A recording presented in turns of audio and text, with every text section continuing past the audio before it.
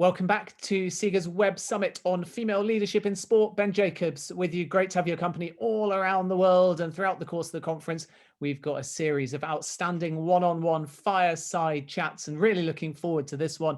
I'm delighted to be joined by Dr. Carole Oglesby, who's based in the United States of America. There is Scottish blood, though, in the family as well. Dr. Carole, thanks very much indeed for joining us. We're going to touch upon a range of different topics. You're a former athlete and activist, you're a teacher, a psychologist, an educator, you've run organizations, you've pretty much done everything. So I guess my first question to you is, thanks for joining us, and just give us a broad overview of how you fit into this field of sport and integrity. Well, I thought a little bit about this before our programming, because I think that the mission of the SIGA is so valuable right now. Those of us that have been in the field for a long time have developed a sense that the law and the policy that we need to guarantee that there is equity has been achieved on the part of activists, on the part of the organizations that are involved themselves.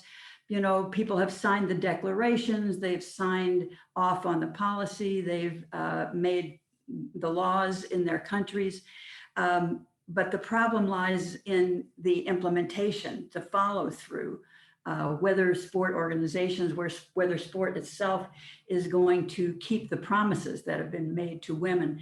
So something like SIGA that's focused on the rating and verification of living up to the policy that's in the documents that are the foundations of the organization, that's quite critical. So I was very happy to learn of the organization and the efforts that are going on right now. And it's a pleasure to be here for this webinar.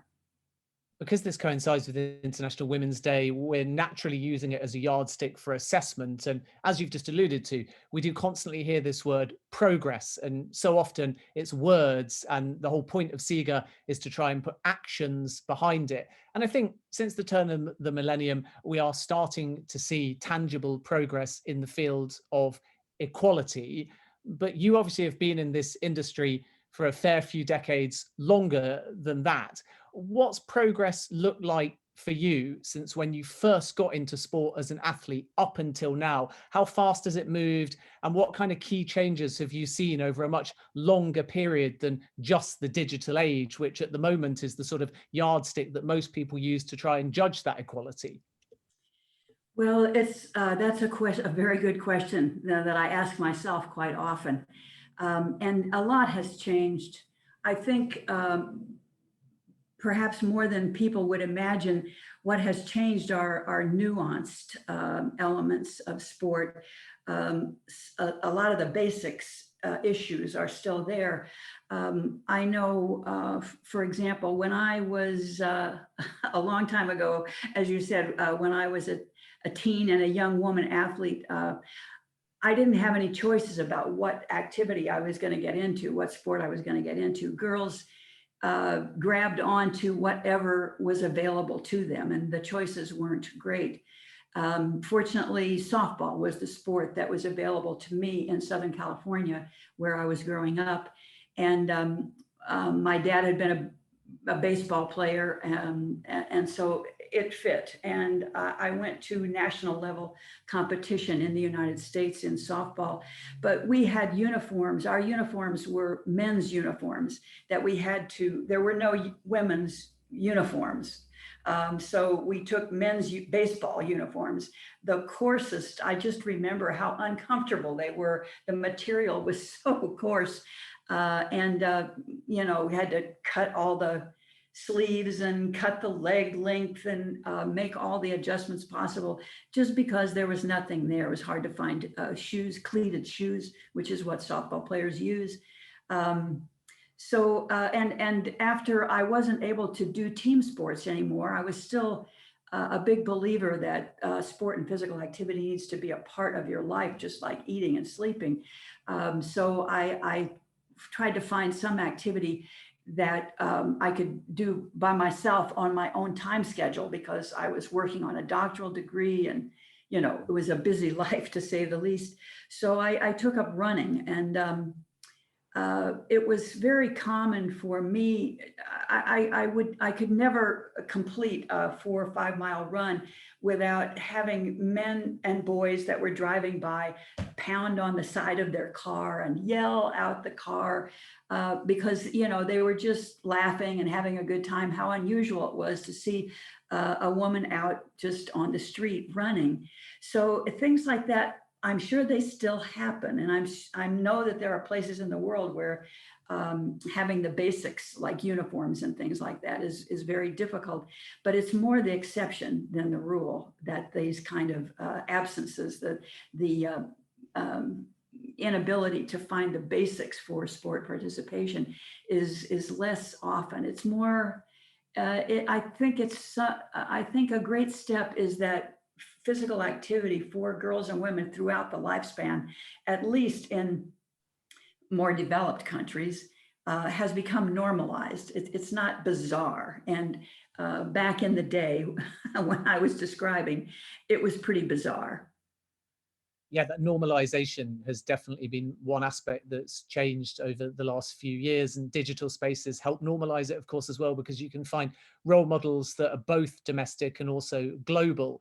And in that process of softball and then athletics, you are also considered to be one of the first openly gay women in US athletics. Now, women that come out, men that come out as well, are more accepted. It's also, to use the N word again, more normalized. What was it like coming out back then? How did it affect you? And were you aware of the significance? Because at that time, so few athletes had also come out publicly. Well, I wouldn't say that I was one of the first ones racing out of the closet. Um, SIGA, second word in the its title, integrity. That means a lot to me. That was a family value that was very much emphasized in my family. So I wasn't willing to lie, and so I did not take some of the steps that other women and girls did to try to hide. I did not hide, but I didn't either. I used to say I didn't wear a sign that says, this is my sexual preference either.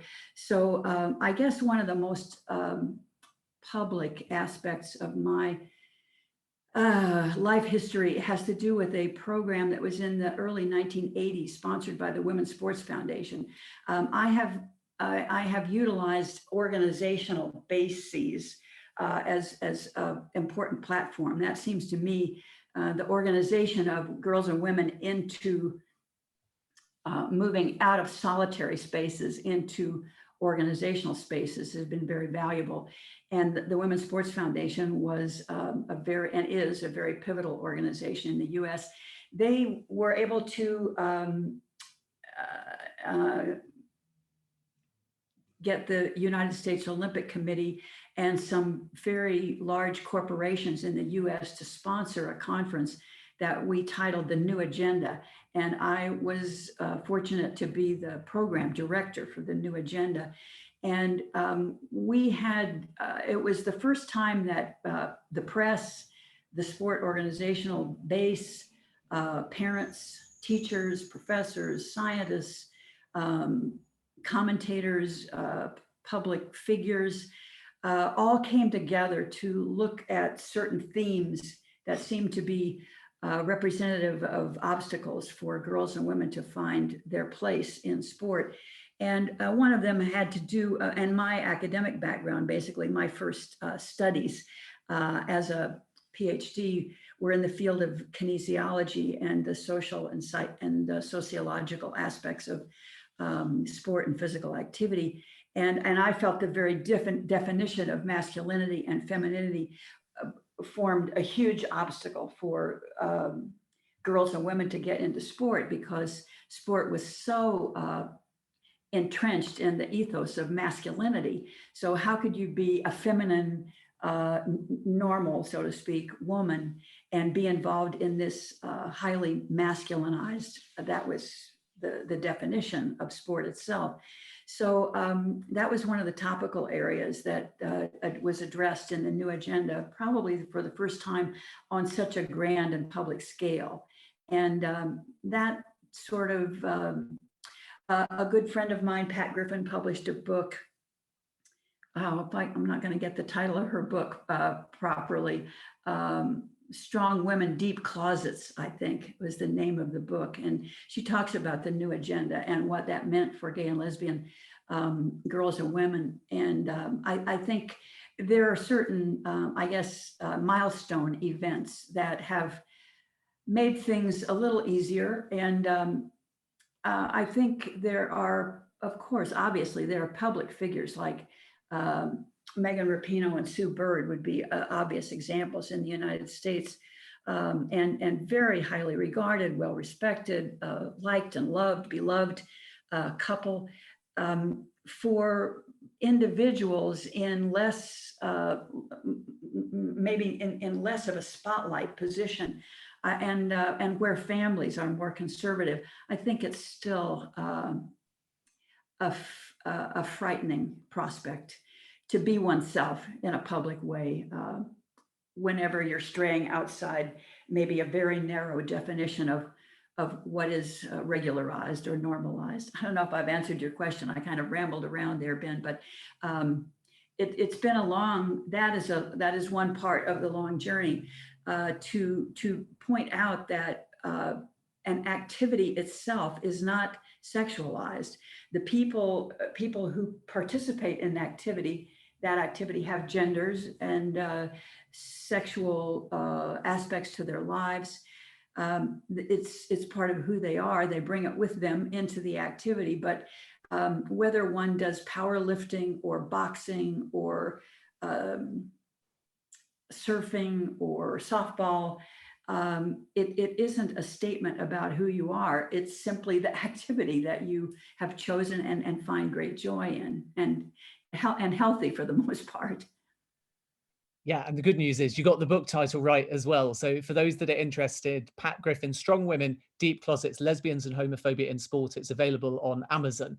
So you mentioned Megan Rapinoe, Carole, and Sue Bird as, if you like, modern icons that are setting the agenda and ultimately moving in spheres outside of sport to do so, whether that is in LGBTQ plus communities or politics and so on. But again, what about growing up? What about over the course of the last 50 or so years when you were actively involved with a lot of different hats on?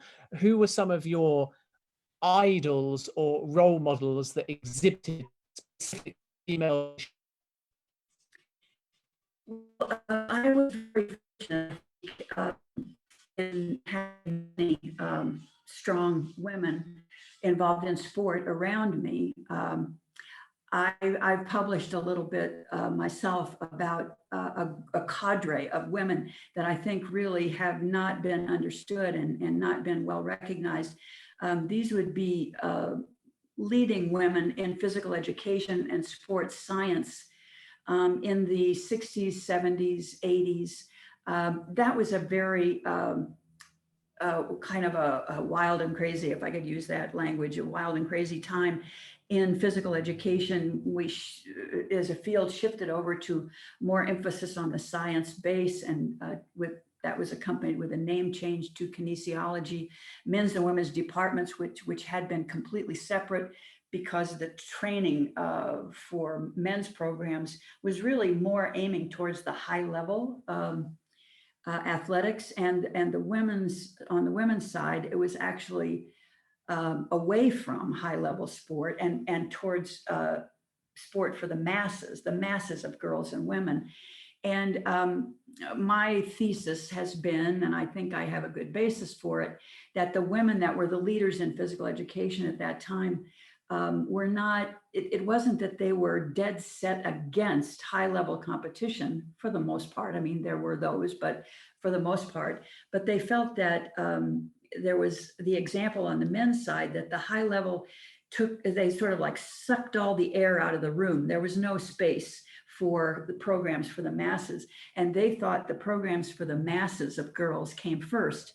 And when that was solidified, then the programs would move towards extramural inter-school activity, and then finally to the international and the national collegiate, that sort of thing.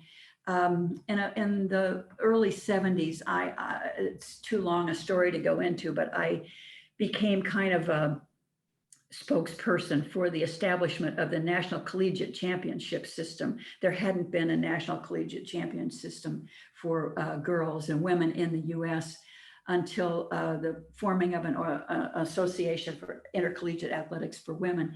And so that organization ran women's collegiate national championships for a 10-year period before it was more or less taken over by the NCAA.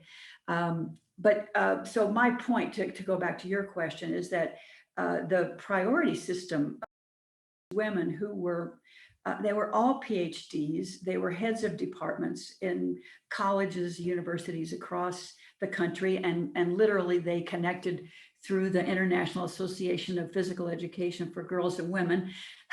It's a lengthy title, but usually goes by the acronym EXPCABE, ICA, the International Council, I'll just call it that.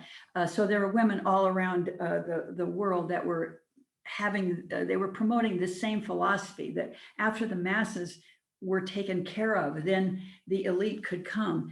But their reluctance and the fact that they were quite broad-minded and broadly focused as science people.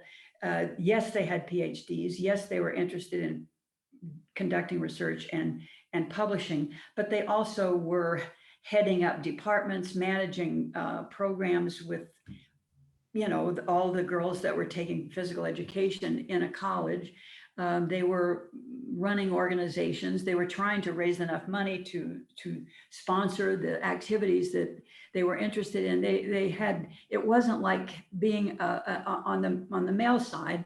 And I have great respect for the men in kinesiology, of course, but it was easier for them to set up a lab and to have their graduate students, and they conducted a program of research and published and became known as the fathers of the various fields of kinesiology, sports psychology, exercise physiology, sports sociology, sport history.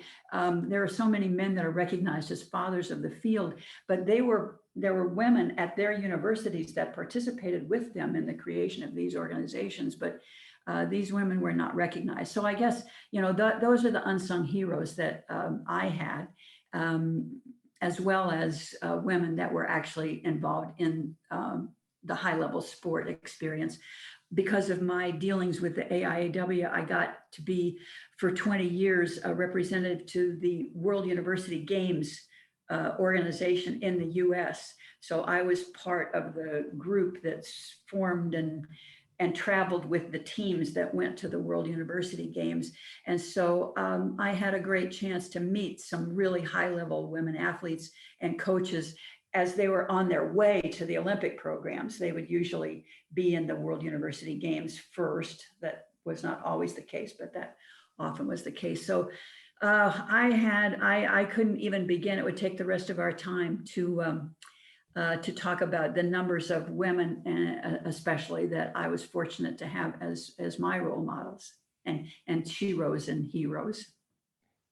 So a final question, because you mentioned the word recognition, and I think it's really important to stress and define what that means. So clearly it's obvious on an athletic field or when you're actually playing sports, but the next step is logistical recognition or organizational recognition, where women working hard are naturally paid the same, and that's been a movement for quite some time, but also are starting to be promoted into positions where they can change the landscape, into boardrooms at the top of organizational structures and so on. So I wondered what your thoughts are in this realm, because when we're talking with Siga about female leadership in sport, the end goal for those that don't want to play or don't want to lead by example is actually leading a structure, leading an organization, getting into an underrepresented boardroom. And when I look at your CV, Carole, I see a lot of firsts. The first president of the Association for Intercollegiate Athletics for Women, the first president of the Women's Sport International Organization.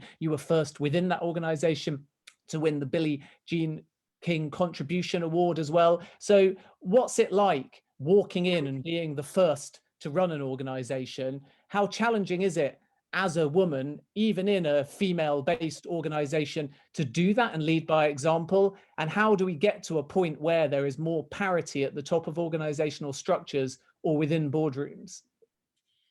Well, that's a tough question there, Ben. You're good at tough questions. I want to say that one of my proudest moments, actually, I won the IOC uh, award for the Americas in 2016, and because I've been frequently a critic, from my science background, I've been a critic about many organizations that are sort of the flagship organizations in sport, and I I was being critical out of a loving heart. That was my interpretation anyway, because I wanted to see these organizations be the best that they could be, which meant they use all the talent available. But still, sometimes being the critic, even if it's from a loving heart, is not a really popular position to find yourself. So that IOC award was extremely gratifying to me, and the likewise, the other things that you mentioned, our new vice president, who's a first in the United States government, has been quoted roundly and well as saying that her mother said to her, "It's great to be the first, but you don't want to be the last." And so the point is really kicking open the door.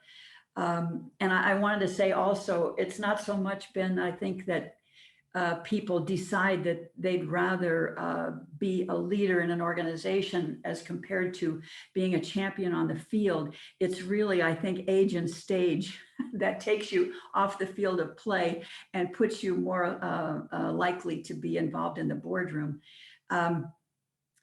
This recent round of criticism within the Japanese Olympic Committee was a great example in the sense that it was I think it was an ill-chosen set of words, but with the attention that the media brings in a valuable sense to point out where it's really the unconscious speaking. I think that many times men that have been the leaders only among men in many of the sport organizations, in the front part of their brains, they're not thinking, we don't want women here. It's just that a more primitive memory and cultural system is operating about what is normalized, to go back to that word again. And women have tremendous capabilities to bring to the sport system. And I think that is beginning to register. I have high hopes about what the future will hold, but I think we need monitoring and verification systems, such as what SIGA is proposing. And within the governmental community, I just did some work last year about a proposed mechanism called a global observatory, and UNESCO and other government operatives would create a mechanism called an observatory that would act a lot like a telephone system. Really, information would come in about what's the status in the whole world of sport, every country in the world. The information would come in, and then it would be brought out, sent out as reports to let us know how we're doing.